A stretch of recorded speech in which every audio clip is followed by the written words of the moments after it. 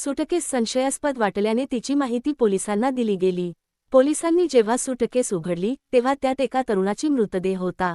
दक्षिण बंगळुरूतील जुना चंदनपुरा रेल्वे उड्डाण पुलाजवळ ही घटना घडली।